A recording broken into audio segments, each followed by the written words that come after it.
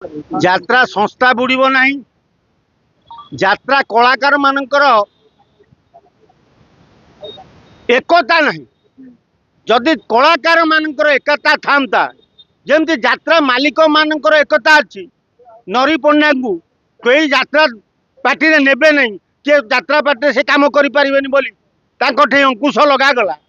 ସେମିତି ଯଦି ଯାତ୍ରା କର୍ମଚାରୀ ମାନେ ନରିଙ୍କ ପାଇଁ ଆଗକୁ ବାହାରିକି ଆସିକି କୁହନ୍ତେ ଯଦି ନରି ପଣ୍ଡା କୋଉଠି କାମ କରିବେନି ତାହେଲେ ଆମେ କେହି କାମ କରିବୁନି, ତାହେଲେ ମାଲିକ ମାନେ ପାଣି ପିଅନ୍ତେ। ମାଲିକ ମାନଙ୍କର ଏକତା ଅଛି, କଳାକାର ମାନଙ୍କର ଏକତା ନାହିଁ। ତେଣୁ ମାଲିକ ମାନେ ଜାଣିଛନ୍ତି ଯେ କଳାକାର ମାନଙ୍କ ଭିତରେ ଏକତା ନାହିଁ। ଆମେ ଯାହାକୁ ଚାହିଁବୁ ରଖିବୁ, ଯାହାକୁ ଚାହିଁବୁ କାଢିବୁ। ତେଣୁ କାଢିଦେଲେ ନରି ପଣ୍ଡାକୁ ଆଉ ବ୍ୟାନ୍ କରିଦେଲେ ଆଉ କେହି କାମ ଦେବେନି। ଆଉ କଣ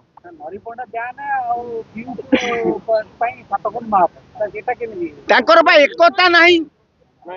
ଆରେ କଳାକାର ମାନଙ୍କର ଏକତା ନଥିବା ଯୋଗୁ ତେଣୁ ପିୟୁଷଙ୍କୁ ଉପରେ ଦଣ୍ଡ ହେଲା ନାହିଁ, ନରିଙ୍କ ଉପରେ ଦଣ୍ଡ ହେଲା। ନରିଙ୍କ ଉପରେ ଏଇଥିପାଇଁ ଦଣ୍ଡ ହେଲା, ନରିଙ୍କି ତୁଳସୀ ଗଣନାଟ୍ୟ ବହେ ବାଡେଇଲେ, ଲୁଗାପଟା ଖୋଲିକି ବାଡେଇଲେ। ସେ ଥାନାରେ ଅଭିଯୋଗ କରିବା ଯୋଗୁ ସେ ଆଜି ବ୍ୟାନ୍ ହେଲେ। ତେଣୁ ତାଙ୍କ ପଛରେ କେହି ନାହାନ୍ତି।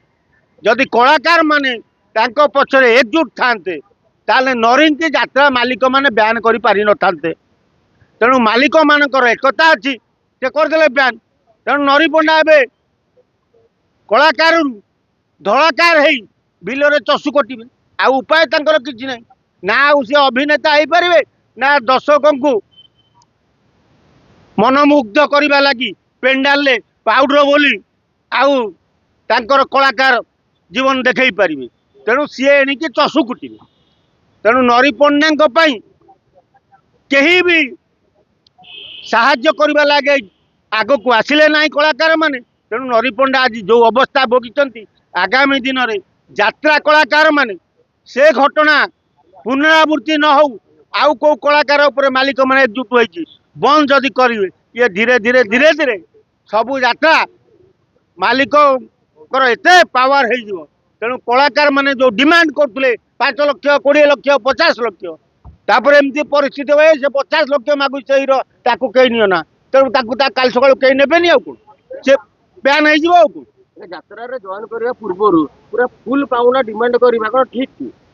ସେ ଯାତ୍ରାରେ ତୁଳସୀ ଗଣନାଟ୍ୟରେ ଜଏନ୍ କରିନଥିଲେ, ତା ପୂର୍ବରୁ 10 ଲକ୍ଷ ନେଇ ସାରିଥିଲେ, ପୁଣି 4 ଲକ୍ଷ ମାଗୁଥିଲେ। ସେ ଲୋକଟାର ଯଦି କିଛି ଅସୁବିଧା ହେଇଯାଇଥାନ୍ତା ତେବେ ତ ମାଲିକ କେମିତି ରିକଭରି କରିଥାନ୍ତା ସେ ପଇସା? ଯାତ୍ରା ଦଳ ଯାତ୍ରା ପାର୍ଟିରେ ସିଷ୍ଟମଟା ଯୁଗ ଯୁଗରୁ ରହିଯାଇଛି ଯେ ଯୋଉ କଳାକାର